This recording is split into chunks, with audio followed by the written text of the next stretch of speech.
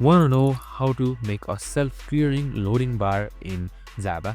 So in this tutorial, I'm just going to show you and explain you how you can easily make an interesting loading bar which is self-clearing in Java. So the trick here is using \r. So right here you can see \r on system.println. This is the trick for our carriers return.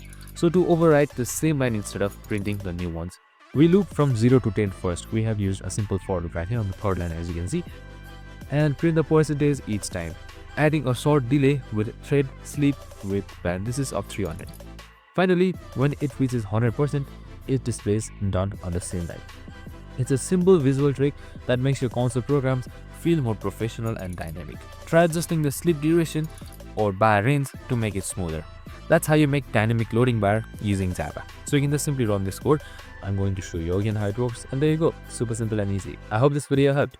If it did, make sure to like, subscribe, and remain with us for more of these videos. See you in the next one.